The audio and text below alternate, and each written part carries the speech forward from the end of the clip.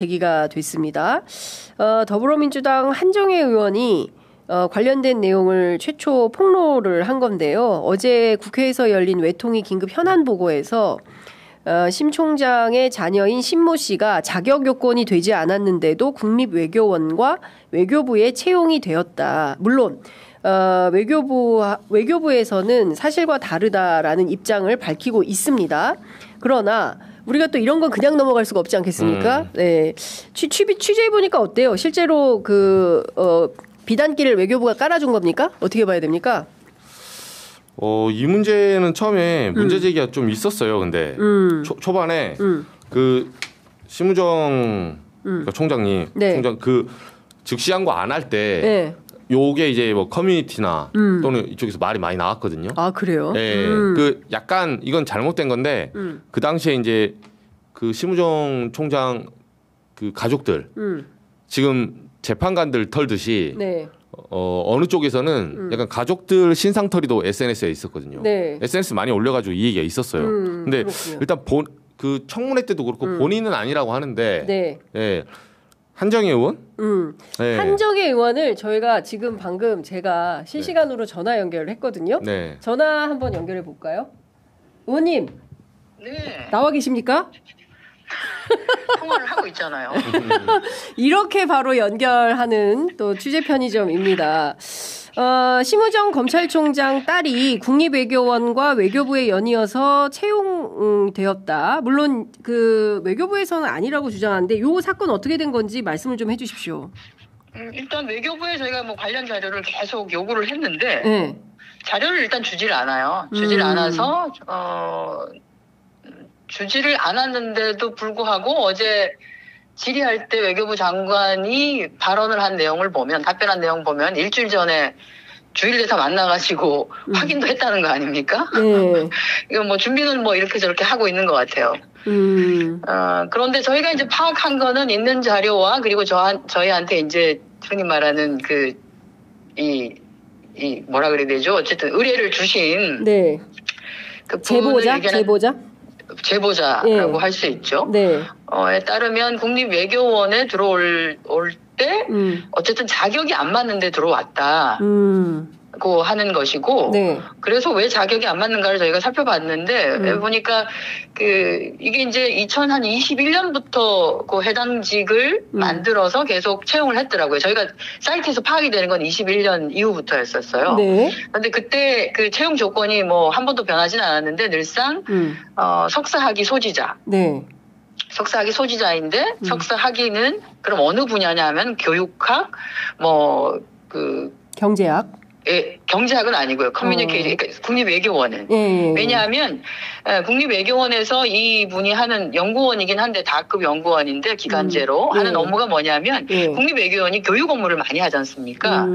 그러니까 이제 교육 지원 업무를 하는 거예요.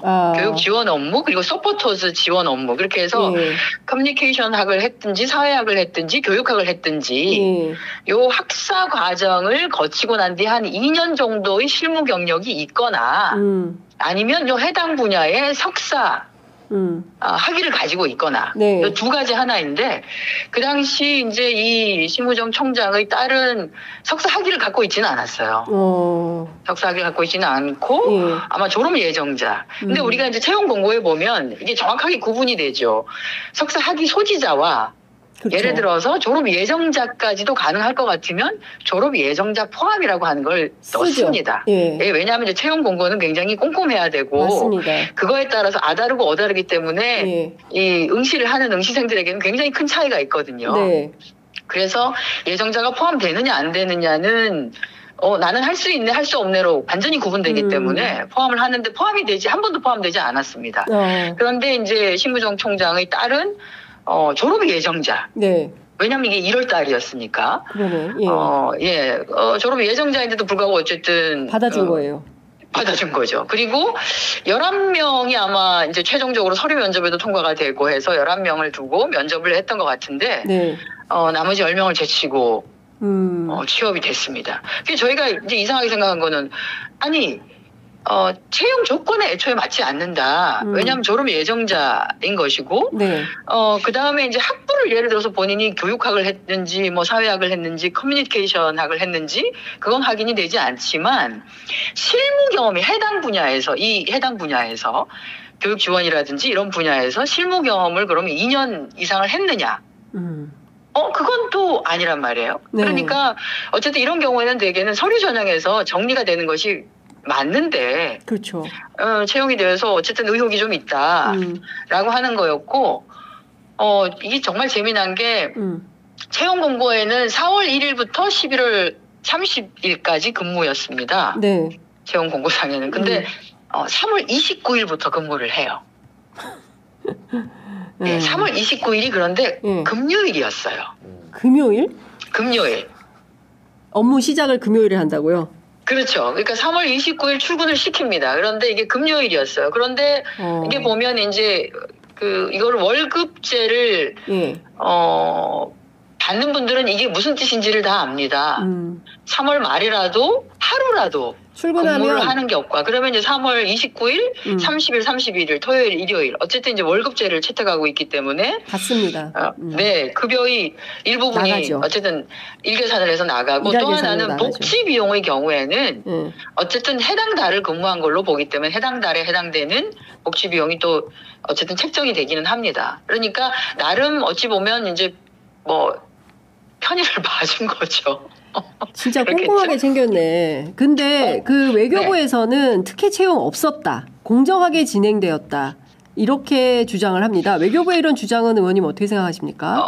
외교원은 뭐 이렇게 주장하는데 모르겠습니다. 국립외교원의 그 당시 국립외교원 그 채용 공고에 났던 것을 조회를 한 분들이 한 7,000명 정도가 되더라고요. 외교부 사이트에서 뭐 이렇게 혹시 이게 내가 갈 수 있는 일자리인가를 찾기 위해서 외교부 사이트에서 확인한 사람, 또 국립외교원 사이트에서 확인한 사람 다 합치면 한 7,000명 정도가 그걸 확인을 했어요. 그러니까 그 사람들 중에 상당수는 졸업 예정자이거나 졸업 증명을 아직 갖지 못하거나 해당 경력이 2년이 되지 않아서 포기한 사람이 굉장히 많았겠죠. 네, 나는 자격 조건이 안 돼. 이렇게 생각해서. 왜냐하면 이제 채용 그 조건에 맞지 않는다고 아예 애초에 포기한 사람들로 봐서는 이게 특혜가 아니라는 생각을 과연 할 수 있을까가 하나가 있고요. 그 다음에 이제 올해 초에 역시 외교부에서 연구원 자리를 냅니다. 이것은 이제 뭐 공무직이라고 해서 이제는 그냥 직원이에요. 외교부 직원인데 여기는 처음에 이제 공고가 나올 때는 경제 분야로 공고가 나갑니다. 정책 파트의 1인을 연구원을 구합니다라고 하는데 분야는 경제 분야라고 해서 경제 분야의 석사학위를 가지고 2년 이상의 실무 경력이 있는 사람입니다. 이제 이건 나급이기 때문에 조금 더 까다로워지는 거죠. 그래서 여기 이제 채용을 진행을 해요. 쭉 해서 채용 공고를 해서 채용 진행을 하고 서류 전형에 통과한 사람들, 그 다음에 서류 전형 통과한 사람들을 대상으로 시험도 치고, 그리고 면접까지를 진행합니다. 최종적으로 한 명에 대해서 면접까지를 진행하고 이 사람을 불합격 처리를 해버려요. 그러니까 그 심우정 총장 딸 합격을 위해서. 본인들은 아니라고는 하죠. 예, 아니라고는 합니다. 불합격 처리를 해버리고 다시 재공고를 냅니다. 재공고를 내면서 분야를 바꿔요. 경제 분야가 아니라 정치 분야로. 정치 분야로 분야를 바꾸고 다시 공고를 진행합니다. 여기에 이제 심우정 총장의 딸이 응모를 한 것이죠. 그러니까 이거는 너무 이상한 거죠. 이게 이제 예를 들어서 경제 분야가 필요하다는 것을 미리 사전적으로 지난해 이미 검토가 된 거 아니겠습니까? 그래서 경제 분야를 뽑아야 된다라고 해서 경제 분야하고 군사 그 방산 분야 이렇게 해서 한 명 한 명을 뽑은 거거든요. 그런데 갑자기 경제 분야를 포기를 해버리고 그냥 정치 분야로 국제 정치 분야로 해서 그래서 뽑습니다. 사람을. 심우정 딸을 뽑은 거다. 그리고 심우정 딸이 뽑혔습니다. 이거는 이제 어쨌든 분야를 변경한 것은 굉장히 저는 큰 문제라고 생각합니다. 다른 무엇보다도. 이거는 누구나가 다 누군가를 염두에 두고 한 거 아니야라는 생각을 할 수밖에 없거든요. 분야를 이렇게 바꾸게 되면. 그렇죠. 그럴 수밖에 없고 그리고 여기에도 이제 어쨌든 해당되는 분야 석사 학위를 취득하고 해당 분야의 실무 경력이 2년 이상 이라고 하는 조건이 붙어요. 채용 공고에. 네네. 그런데 해당 분야의 실무 경력이라고 하는 게 그러면 정치 분야의 실무 경력을 2년을 얘기를 하는 건데 국립외교원에 교육 운영 지원을 한 것이 정치 분야의 실무 경력에 해당되는가? 그렇습니다. 그것도 8개월입니다. 그거 말고 뭐 어디 여기저기서 인턴십을 하거나 한 것들이 있었겠지만 이것을 정치 분야의 실무 경력 2년 이상이라고 볼 수 있는 거냐? 네. 저는 이거는 그 채용을 앞두고서 그 채용에 이것도요, 그 외교부 사이트에 이 공고가 올라가고 난 뒤에 1차 경제 분야의 석사를 모집합니다라고 하는 거에 여기에 조회를 한 사람들이 7,000명이 넘었습니다. 청년들이. 네. 그 다음에 2차 다시 이제 공고 조건을 바꿔서 정치 분야라고 하는 분야로 바꾸면서 했을 때도 네. 여기에도 이것을 조회한 부분이 5,000건이 넘었습니다. 네. 굉장히 많은 청년들이 나에게 해당이 되는가를 봤을 것이고 이 조건에 맞지 않아서 포기했던 사람들이 엄청나게 많을 것이다. 실무 경험이 내가 부족하기 때문에 나는 정치 그렇죠. 분야에서 이 경험이 아니기 때문에 그런데 어떻게 이렇게 될 수 있는 거냐라고 하는 의문 제기를 엄청나게 많이 하겠죠. 의원님, 지금 그 댓글창에 자녀 수사의 기준은 조국이다. 이런 이제 그렇죠. 우리가 이미 한번 온 나라가 떠들썩하도록 경험치가 있죠. 네, 그래서 고발을 하십니까? 더도 말고 덜도 말고 딱 그만큼만 해라. 더 하라고 바라지도 않는다. 그러니까 민주당 차원에서 심우정 총장에 대한 이 사건 관련해서 고발 조치를 할 예정이십니까? 저희가 일단 외교부와 외교원이 보고를 하겠다고 합니다. 그렇지 않습니다. 공정하게 하고 있습니다라고 하는 것을 얘기하겠다고 하니까 그럼 자료를 갖고 와라. 왜 자료를 갖고 오지 않느냐. 자료를 제출을 안 하는 거예요. 그래서 자료를 제출을 하겠다고 하니까 그 자료 제출이 저희가 지금까지 이렇게 주장하고 있는 그 응시 조건을 바꾼 것, 그러니까 분야를 아예 바꾼 것, 이게 합리적 타당성이 있는지에 대한 것. 저는 어떻게 얘기해도 합리적으로 타당하지 않다고 생각합니다. 그 전에 이미 2024년에 이것은 결정해서 25년엔 이런 사람을 뽑아야 되겠다고 했던 것이 한 달 새에 이게 바뀔 수가 있는 거냐. 특히나 이게 트럼프 행정부 들어서고 난 이후에 경제 분야와 관련한 통상 관련한 부분에 대해서 굉장히 많은 고민들이 있어서 경제 분야와 관련한 부분들을 뽑아야 되겠다라고 하는 것을 했을 텐데 이것을 갑자기 정치 분야로 이렇게 바꾼 것에 대해서 도대체 어떤 논리가 있는 것인지가 확실해야 된다라고 하는 것하고 그 해당되는 분야의 실무 경험이라고 하는 것을 어떤 방식으로 정말 폭넓게 인정을 할 것인지 그냥 뭐라도 했으면 그냥 다 인정을 한다라고 하면 그것은 저는 취준생들에 대한 모욕이라고 생각합니다. 그것에 대한 명확한 근거가 나와야 될 것이다라고 하는 것이죠. 심우정 총장 딸과 관련된 의혹은 오늘 전화 인터뷰로 끝낼 일은 아닌 것 같고요.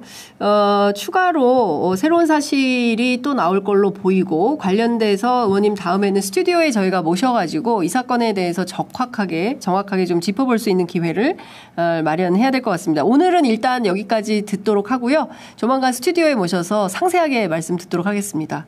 네, 알겠습니다. 말씀 잘 들었습니다. 고맙습니다, 의원님. 네, 수고하십시오. 네, 감사합니다. 네, 지금까지 더불어민주당 한정혜 의원 국회 외통위에서 활동하고 계시는데요. 긴급하게 전화 연결해가지고 말씀을 쭉 들어봤는데 듣다 보니까 진짜 심각한 내용이다. 그래서 이 사건은 그냥 놓치기는 어려울 것 같고 기자들도 보다도 좀 적극적으로 취재를 좀 해봐야 되는 그런 사건이 아닌가 싶습니다. 댓글이 근데 되게 인상 깊긴 하네요, 정말. 댓글? 네. 아까 읽어주셨던. 그 자녀 수사의 기준은 조국이다. 중요하죠.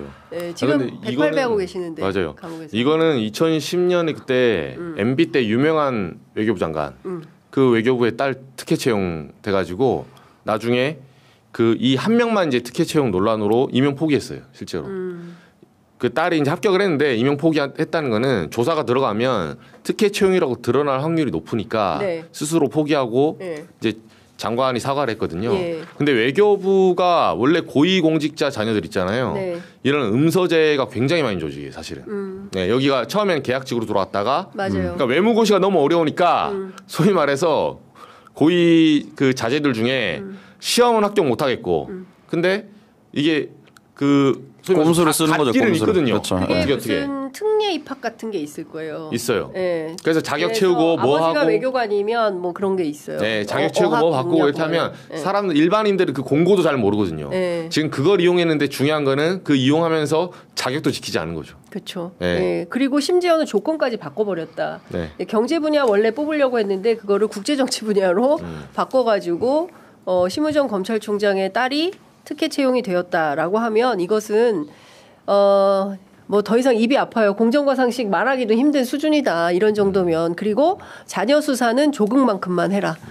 그렇게 하면은 국민들이 납득할 수 있겠다라는 말씀 드리고요. 그리고 이게 우리가 복수하려는 게 아니에요. 그렇습니다. 이미 기준이 형성이 되지 않았습니까? 맞습니다. 사회에. 예. 네, 그 기준으로 하면 되는 거지. 네. 그리고 반론권 차원에서 외교부 그리고 검찰 심우정 총장 측에도 반론권 드리겠습니다. 언제든지 취재 편의점에 의견을 피력해 주시면 저희가 꼼꼼하게 반론권 받아서 보도해 드리도록 하겠습니다.